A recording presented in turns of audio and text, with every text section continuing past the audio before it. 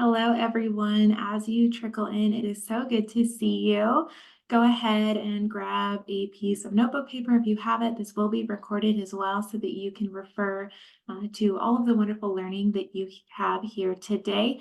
But it is always beneficial to write those things down too. It helps so much with what you're going to remember and take away from this session. So we're going to give everybody about one more minute and then we'll get started.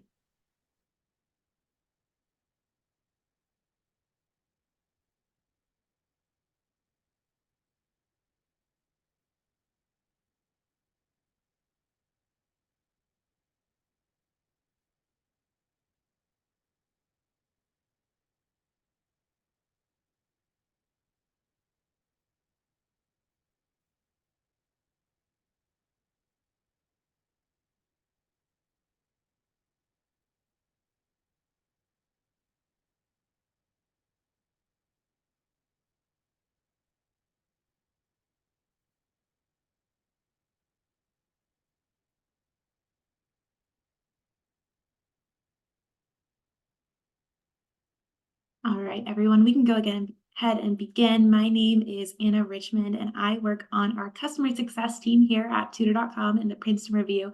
And it is so exciting to have you all here today to learn about how to prepare for your respective AP Math exam or exams.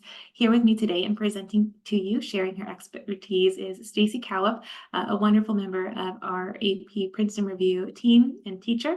And I'm going to give it over to her so that she can take it away. Thank you, Stacy. Thank you, Anna. Hi, everybody. Thanks for coming today.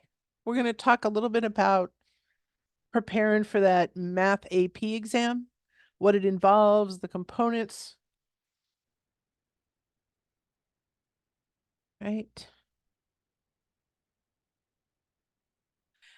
And so we're going to talk about why to take the exams. We're going to talk about understanding the components of the exams, how to prepare for them. And my name is Stacy Cowup. I'm part of the Princeton Review teaching cadre. I do math and science. I'm part of the AP development team and have been with the company over 20 years.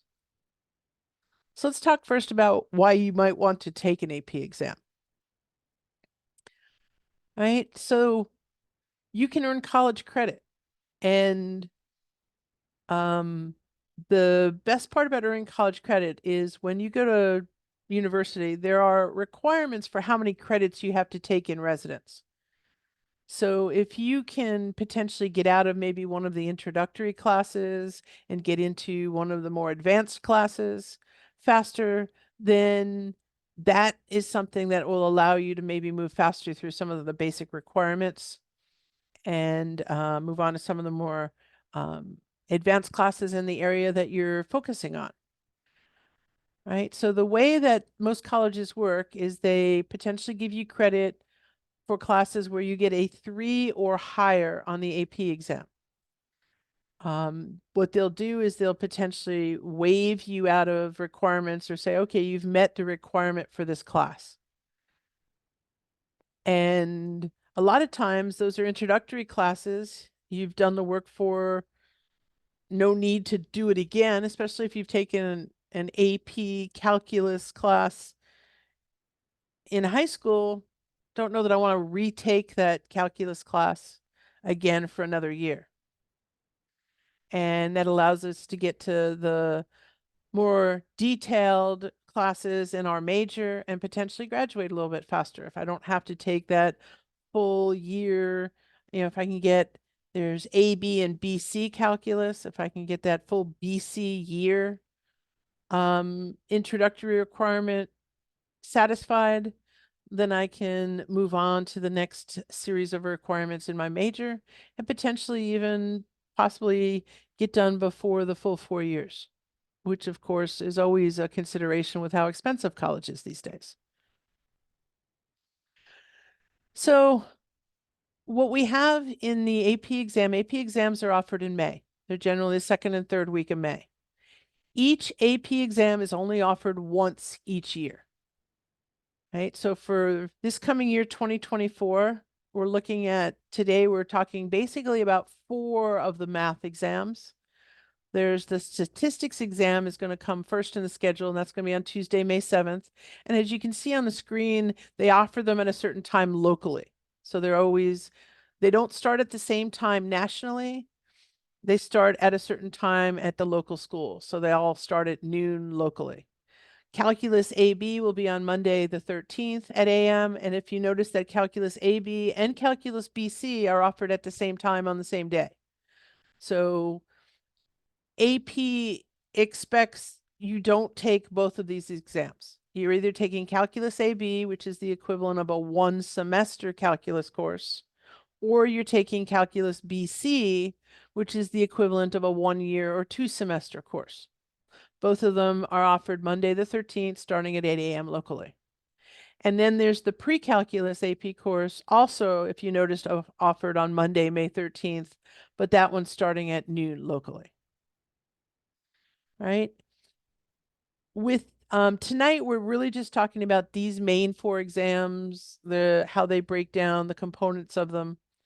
If you go to the College Board AP website under the general category of math, you will they group the math and the computer science exams together. I really don't have expertise in the computer science, so today we're talking primarily about these math exams. So let's talk about how AP exams are scored. Right? AP exam are scored from a 1 being the lowest level up to a 5. And as you can see here on the screen, 5 is considered the best that you can do, and it's considered to be extremely well qualified to meet the requirements of that course. And AP considers that to be the equivalent of an A or an A+. A 4 is considered to be very well qualified, ranges anywhere from a B to an A-. And then 3, qualified, goes from a C to a B-. For a 2 and a 1, as you can see, a 2 is there, you're possibly qualified.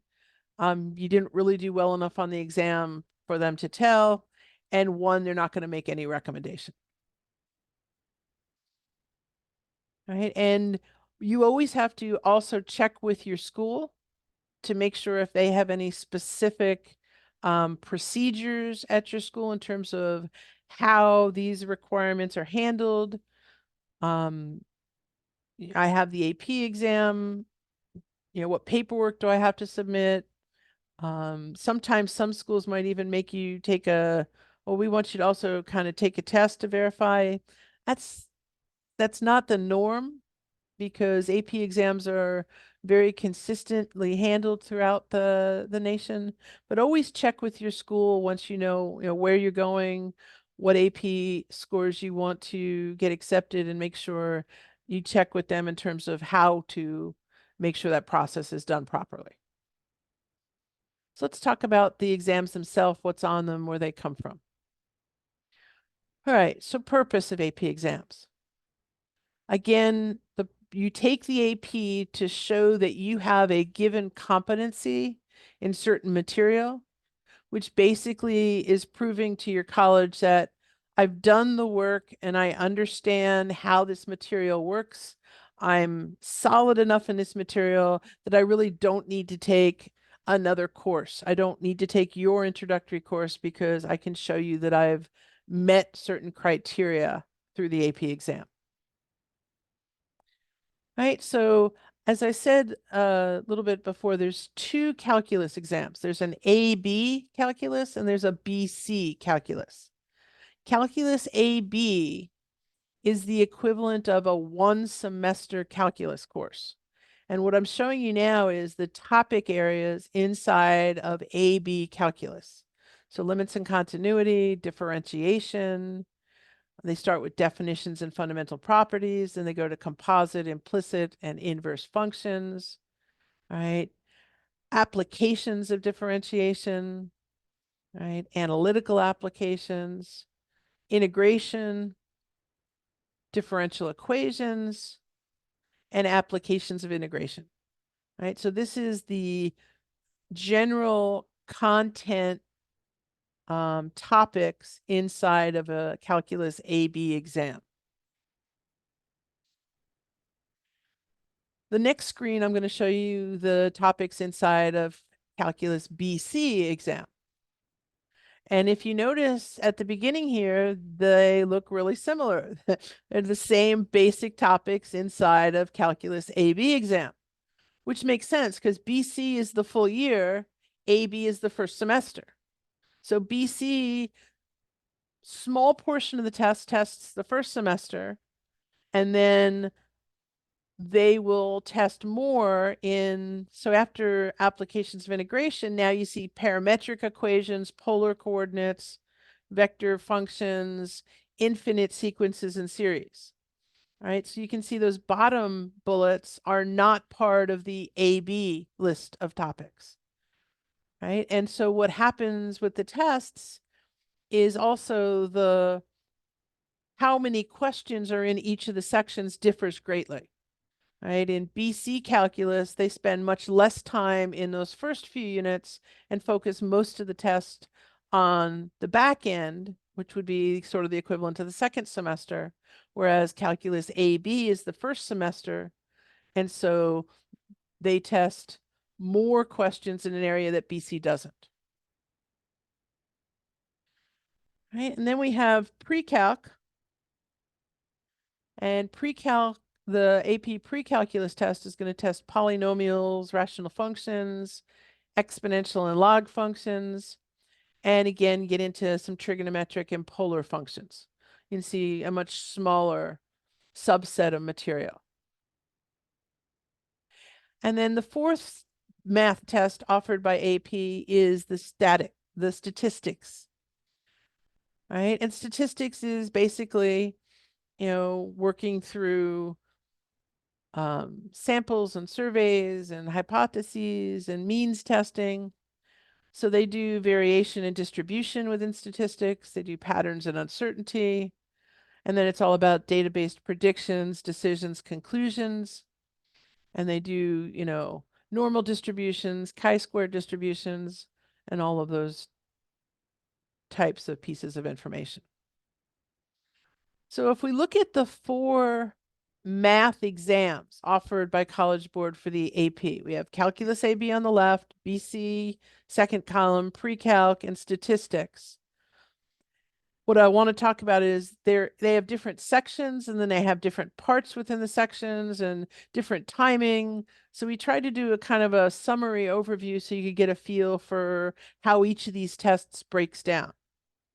And as you can see, Calculus AB section 1 is multiple choice. There are 45 questions, and they actually break it up into part A and part B. And for part A, you're not allowed to use a calculator. For part B, you are allowed to use a calculator. So even within the section, the tests break things down into part A's and part B's. But essentially, for Calculus AB, you have 45 questions. You have an hour and 45 minutes, and that's 50% of your test. The section 2 is your free response questions. All right, so multiple choice, every question has 4 answers. All right, there's sort of individual small problems, 45 questions, an hour and 45 minutes. Free response, notice you have 6 questions down here. Again, they have part A and part B. I have an hour and 30 minutes to do 6 questions. But again, that's also 50% of the score of my exam. What I want you to think about free response are pretty open-ended questions. They have multiple parts to them. I have to show all of my work. I have to potentially prove why a certain answer is the way it is. So on free response, I have to read the questions very carefully. I have to respond to what's being asked of me. I have to fully answer the question as given.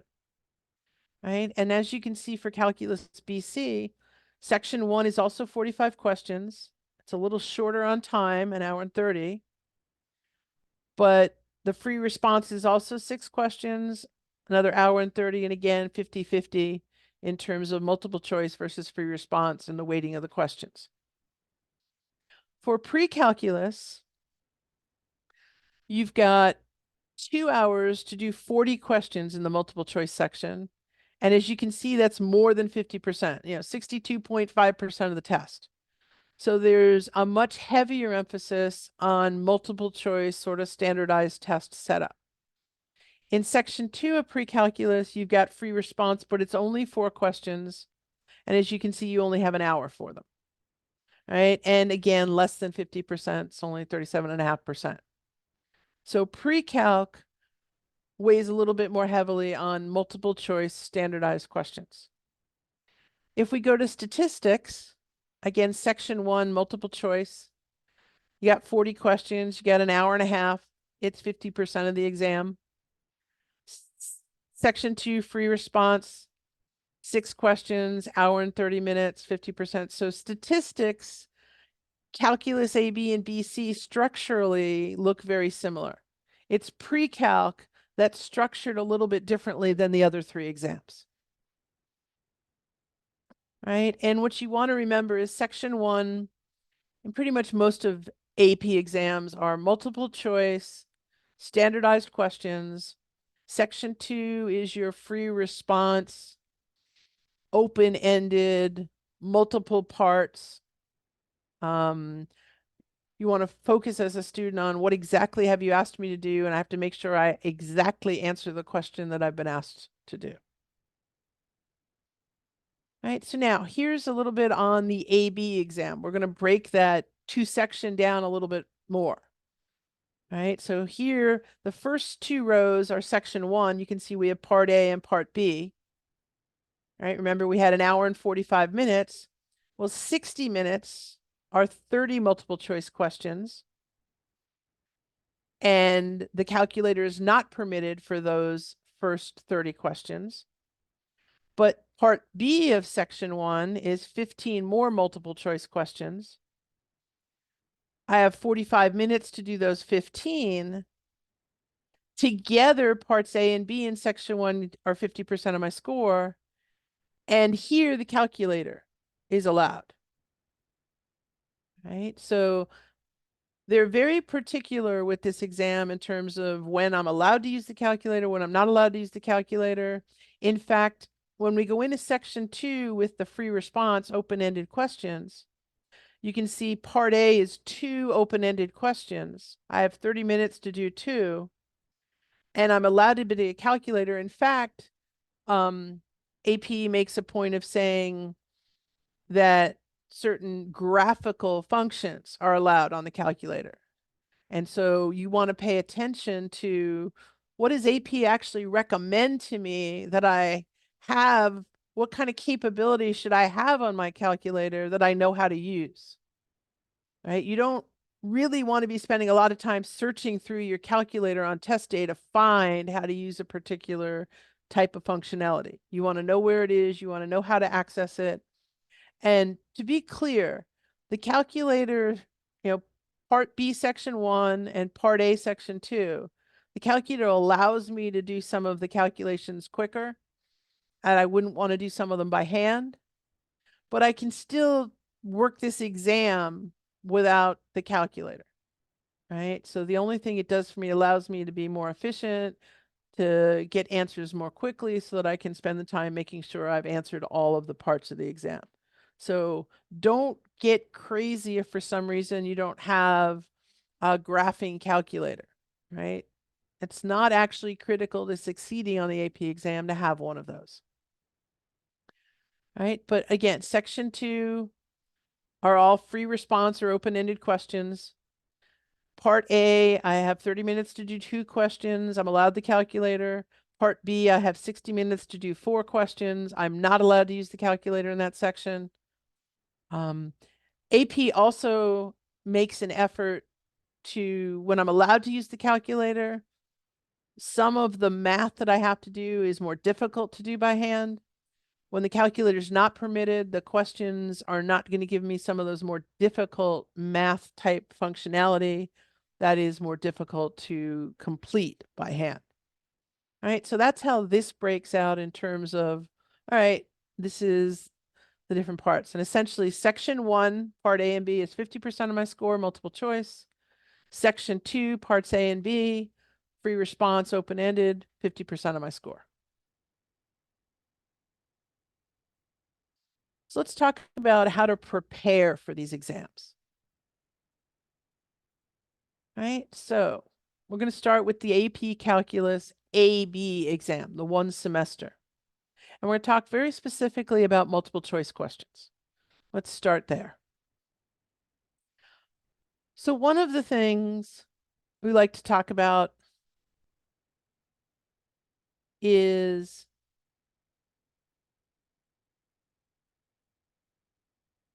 do not leave any blanks. There is no guessing penalty. If you're not sure what answer to put in, we like to say pick a letter for the day. I've got A through D.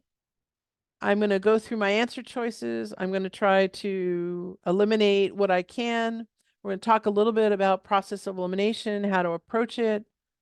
But if I'm not sure what I'm going to do, then anytime I'm not sure, I'm going to put in a B or a D or a C. Pick one letter so that you don't spend a lot of time thinking about it. You just want to be able to put an answer in and move on. All right. We recommend that you practice a 2-pass system through the test. What you want to do is you want to go through, each section that you're in within the time that you have. So if I'm in my first 60 minutes of the AB calculus exam, I'm in section 1, part A, I got 30 multiple choice questions to do. What I want to do is I want to go through those 30 multiple choice questions. And on my first pass through, I want to do the questions I clearly know how to do. All right. I want to answer the questions that I consider to be straightforward, easy, approachable first. The ones that I'm not sure about, I'm going to skip over for now. All right. So that's what the 2 passes are. First pass through are what we call now questions. I want to do all the things that when I look at it, I know exactly what I need to do with the question. I go through, I get the points that I know how to do first. Then I'm going to go back and look at the questions that I'm not sure what to do. The reason we recommend a 2-pass approach is because let's say in the 30 questions, let's say for some reason questions 2, 3, and 4, I looked at and I just wasn't sure what to do with them. If I don't do the 2-pass approach, I could get bogged down on questions 2, 3, and 4 for 10 or 15 minutes. I only have 60 minutes to do 30 multiple choice questions, right? That's an average about 2 minutes a question. If I get bogged down on these 3 questions for 10 or 15 minutes, I'm now behind the time game.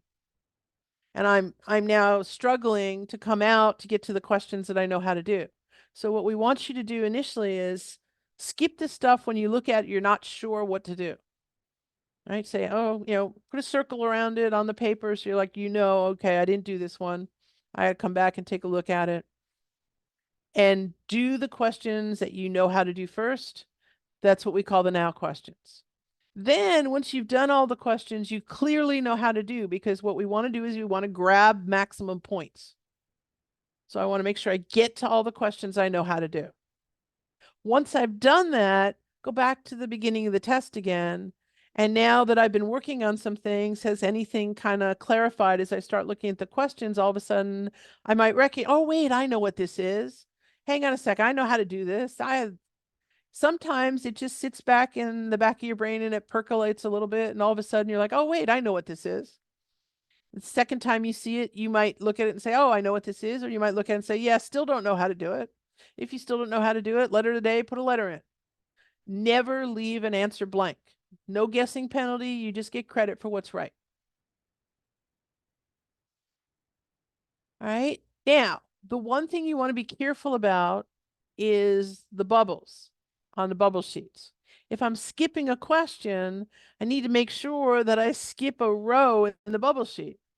Right? If I'm skipping over questions 2, 3, and 4, I don't want to go bubbling in answers for questions 2, 3, and 4 because I didn't do them. All right. So one thing I personally like to do, because I hate kind of lining up the bubble sheet and making sure I'm in the right row, is I like to do the work on my question booklet, right? I'll worry about the bubbling later. Let me just kind of work through the problems, get my work done. And then when I get closer to maybe, 15 minutes left in the section, then I'll start translating, all my answers onto the bubble sheet. And I can do it sort of row by row, step by step.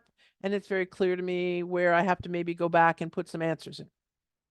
So I just don't want to spend time, okay, am I in row 2 here? Am I in row 3 here? I just don't want to spend time on the test trying to figure out what row I need to be putting my answer in when I have only 2 minutes a question, essentially.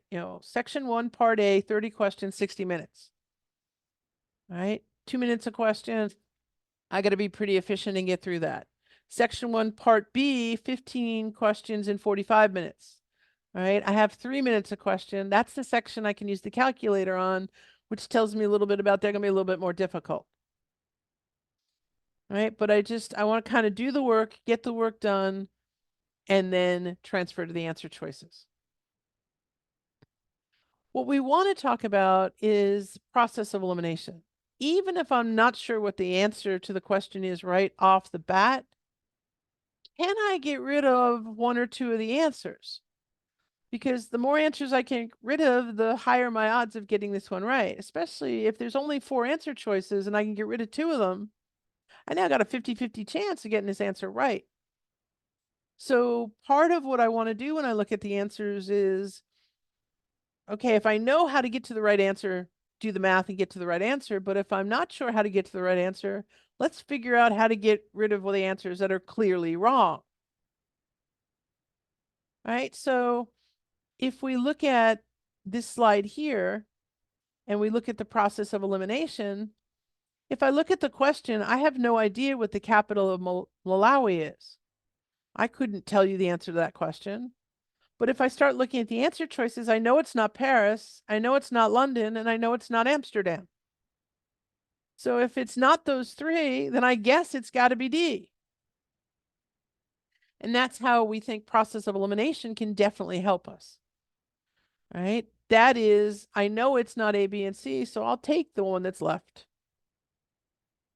And we recommend, this is something that takes a little bit of time to get used to working. Most students are taught from a young age, as we approach a test, I'm looking for the right answer. It's not normal that we look to eliminate the wrong answers. So this is one of those things that you want to practice a little bit with your practice tests is, okay, if I'm looking at a question where I'm not sure of the answer, can I get rid of some of these answers?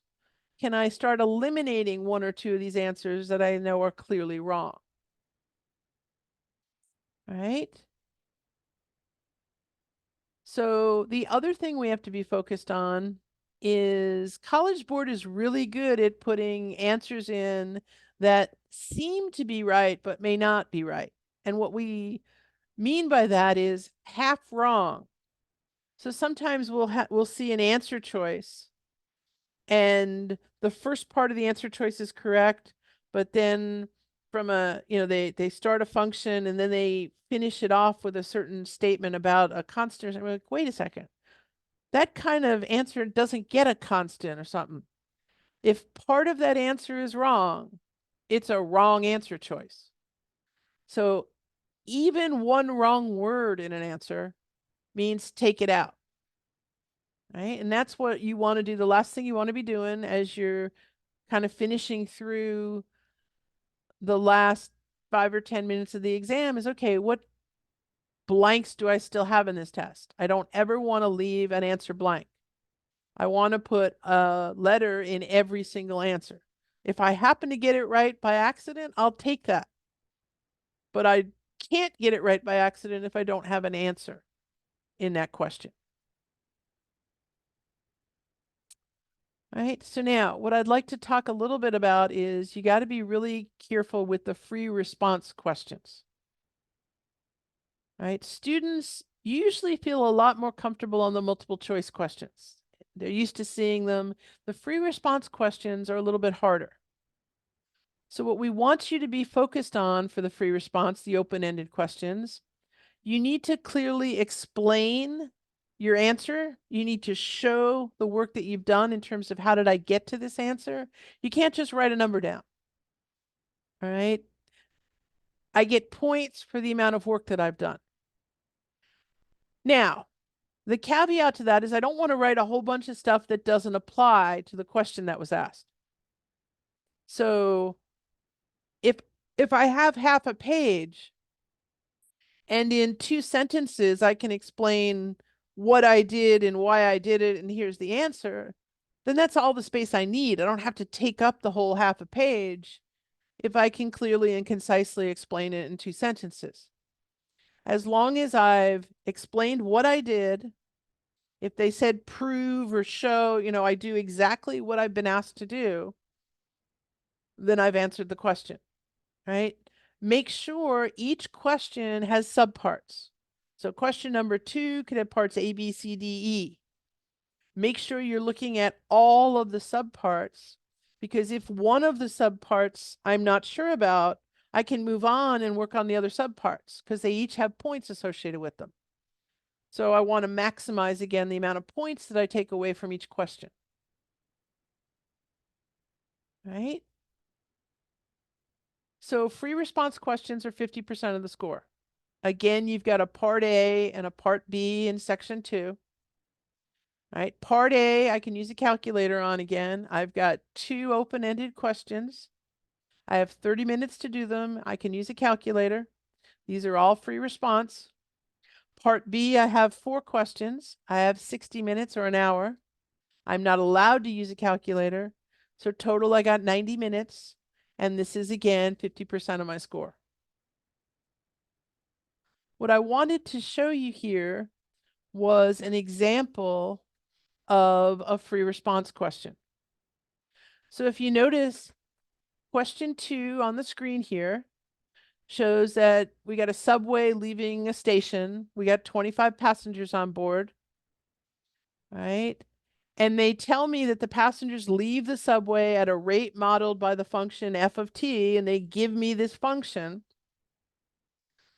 and then tell me that t is between 0 and 60, right? And then they tell me that function of t, f of t, is in passengers per minute, all right? That's how the passengers are leaving the subway. And then t, the time, is measured in minutes. And t equals 0 is when the subway leaves the initial station. Then they go on to say after the subway has been traveling for 20 minutes, passengers board the subway at a rate modeled by g of t. So I have a second function here. G of t is a new function, and I can see that t, all right, ranges from 10 to 60. All right, whoops. All right, so t has a range. And once again, they tell me g of t is measured in passengers per minute. T is the number of minutes since the subway leaves its initial station. And as you can see, I have questions A, B, C, and D subparts here. And my job in this question, this is one of the 2 questions in section 2, part A. So I would be allowed to use my calculator in this part, right? And that makes sense because taking the natural log of a function is going to be a little bit easier to do with my calculator. And so question A says, how many passengers leave the subway during the interval 0 to 20 minutes? And they want me to round that to the nearest passenger. So my job is to say, okay, you're asking me how many passengers leave the subway during the time 0 to 20 minutes. So if I know that that's f of t, the first function you gave me, and since t is the variable, I'm going to take that function f of t and I'm going to integrate that function f of t over the range 0 to 20 minutes. So I'm going to integrate 12 plus 0.5t times the sine of t squared over 40. All right, we add dt, we got an integral there. And then I use 20 and I use 0, and I calculate that. And this is where the calculator comes in handy. So this is one of the reasons why we like using the calculator. And if I go ahead and do that math, I get a number around 258.391 passengers. I'm rounding to the nearest passenger, 0.3, I round down. So I got about 258 people leave the train in the first 20 minutes. I look at subpart B. It looks like they're asking me to find the derivative of f, right? So the function f of t, I'm looking for the derivative at t equals 20. So I go ahead, I take f of t, I do the derivative, all right? And notice they say also using the correct units, explain the meaning of f prime 20 in the context of this problem. So first thing I do is I find the derivative. I plug in 20 for t. I get a value of negative 8.663. But I'm not done with the question yet because now I have to explain what that number means, right? And I have to write something that says something like negative 8.663 or f prime 20 means that people are leaving the subway at a rate of 8.663 passengers per minute squared. All right, passengers per minute, because it's the derivative of f of t. So not a long explanation. I don't need to write 5 lines on it, but I need to basically explain what that negative 8.663 means. Where did that come from? Oh, that's the rate they're leaving per minute. Subpart C says, is the number of passengers on the subway increasing or decreasing at time t equals 20? And notice the justify your reason. So I can't just write increasing or decreasing. I'm not going to get full credit on that. I have to say increasing or decreasing, and why did I choose that? So in order to answer that question, are they increasing or decreasing? I have to take the 2 functions you gave me. I have g of t, which is the rate they're boarding the subway. I have f of t, which is the rate that they're leaving the subway. So I have to take g of 20. I have to take 20 and plug it into the function g of t. I have to find the value of g of 20.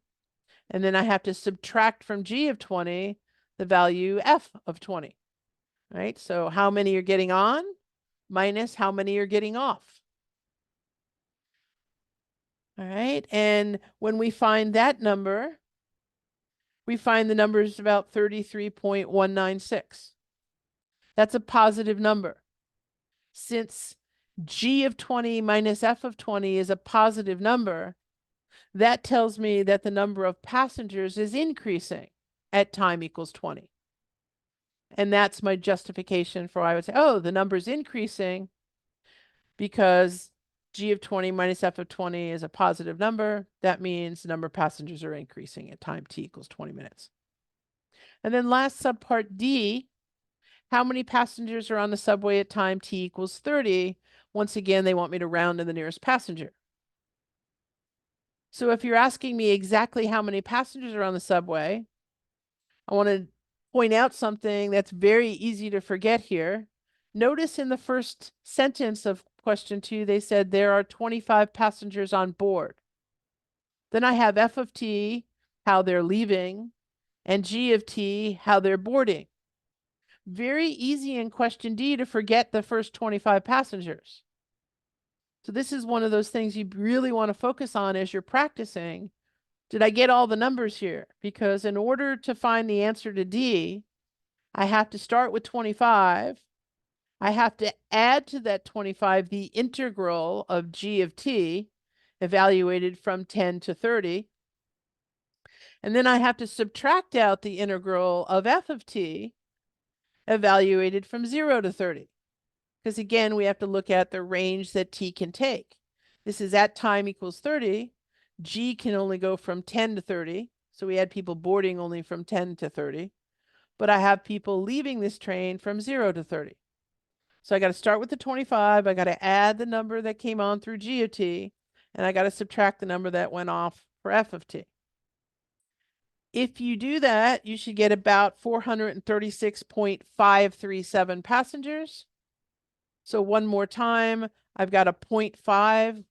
That means I round up. So the correct answer to this question, we've got 437 passengers are on the subway at time t equals 30. And I very frequently see students forget the first 25 passengers. So again, you want to always pay attention to key pieces of information that are going to affect the success of you completing the problem. What I'd like to show you now for a couple minutes is just some example questions of the type of questions that they're going to ask you to do in the multiple choice section of the test. So what I just showed you was one of the free response questions from section 2, part A. And now I'd like to show you some of just standalone individual multiple choice questions. First question here is they're asking me for dy dx of a function y to the third minus 4y squared equals x to the fifth plus 3x to the fourth. What I have to do here is I have to take the derivative of each of the components. So the derivative of y to the third is 3y squared. And then I have dy dx minus, all right, 4y squared, the derivative is minus 8y dy dx. The derivative of x to the fifth is 5x to the fourth, but that's now dx dx. Well, dx dx is 1.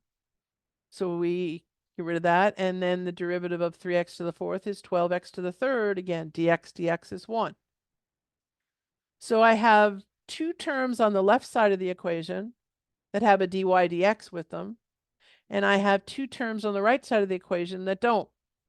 So I have to factor out the dy dx from the left.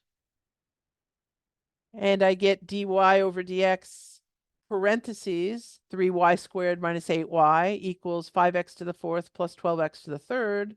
And then I have to divide by the 3y squared minus 8y.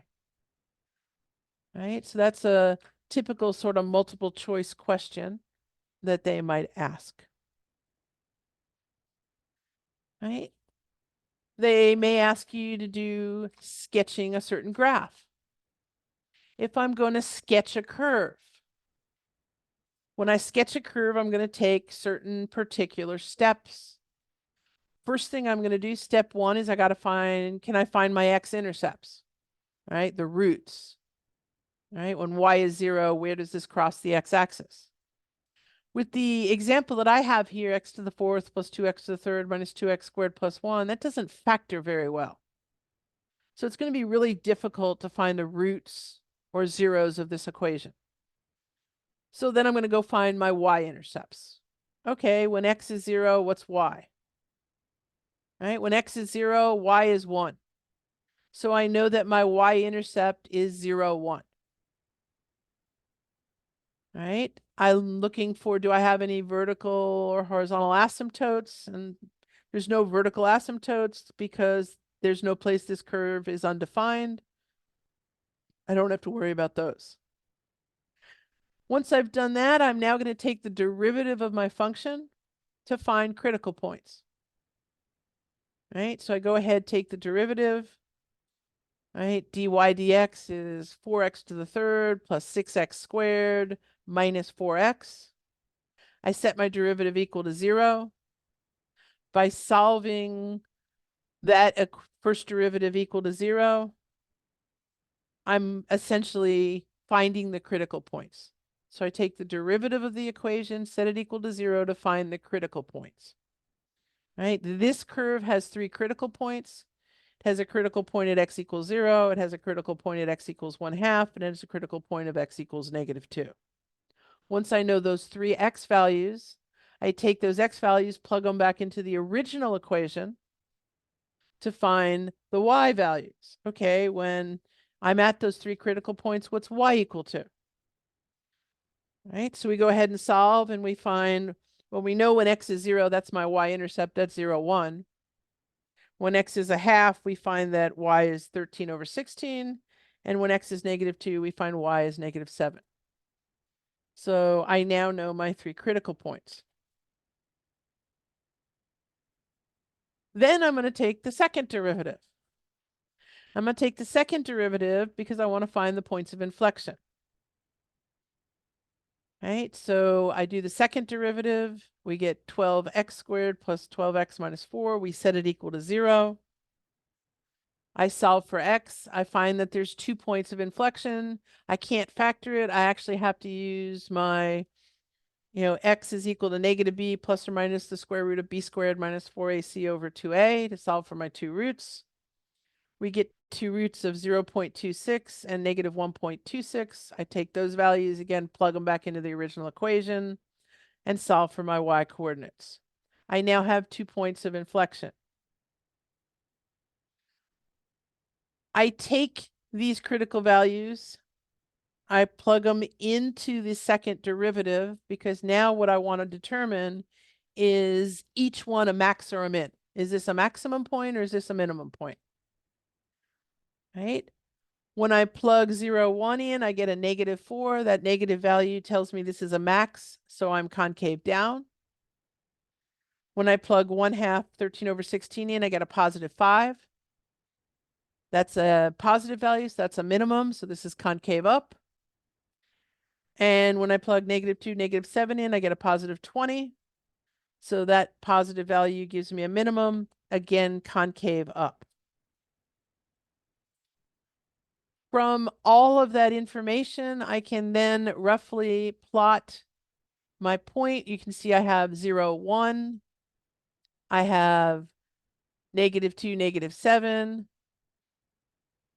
And I have 1/2 13 over 16. And then we send the curve off to infinity. All right.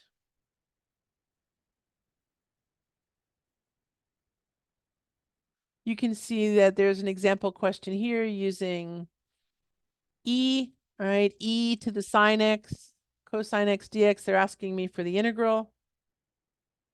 All right, what I have to do here is I have to essentially substitute u is sine of x. So I have the integral of e to the u du. When I integrate that, I get e to the u plus c. So my answer is going to be e to the sine x plus c. They can also ask us to do volumes. We got volumes of solids. I'm going to rotate a solid. Right? And they basically, in this question, they're saying, take the curve y equals x. Right? We're going to go from the x-axis to y equals x. We're going to go from x equals 0 to x equals 1. We're going to revolve it around the x-axis. What's the volume? Right? And here's a nice little picture. We have y equals x. Right? That's a 1, 1, 2, 2, 3, 3. We have the volume of that curve. When we solve for that, I'm going to basically integrate that. But I also happen to know that I'm looking at a cone here. I know the volume of a cone is 1/3 pi r squared h. My r is 1 here. My h is 1. So I'm pretty sure the answer to this question is going to be pi over 3. All right. And if I do the integral, I'm going to do pi times the integral from 0 to 1 of x squared dx. X to the 3rd over 3, evaluated from 1 to 0, I still get pi over 3. So in this one, knowing a formula is actually helpful to me. All right, you can see that we have last equation. They say, okay, here's a differential equation. All right, you've got second derivative, and they want you to verify that that y equals equation is a solution. And I've seen students spend a lot of time going through a lot of details here.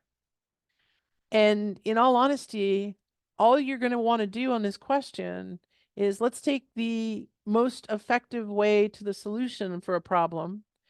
Take the y equals x to the 3rd minus cosine of 2x and take the second derivative. If I take the second derivative of the y equals equation, that should give me the 4 cosine 2x plus 6x.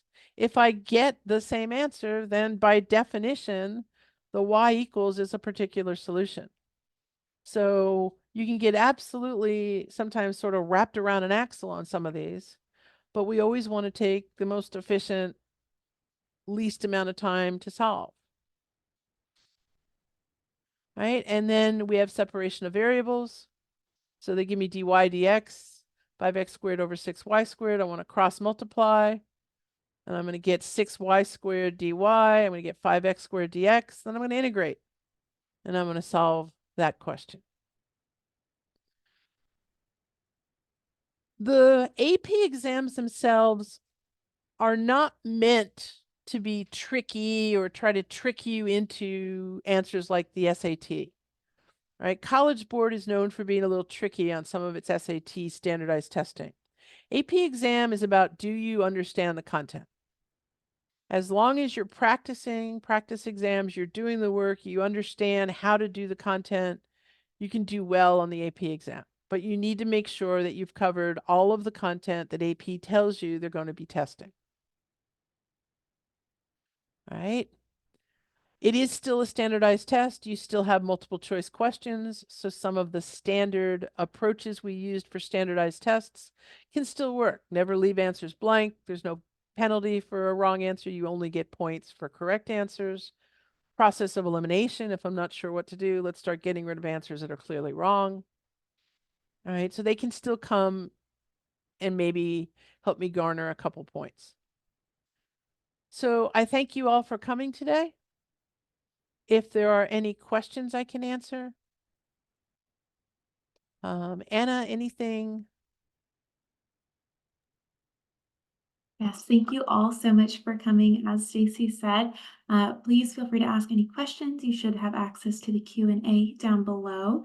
And any questions that you have as well about other support that you can receive from us. I'm sure many of you, both with us today and watching the recording, are part of a Tutor.com or Princeton Review partnership.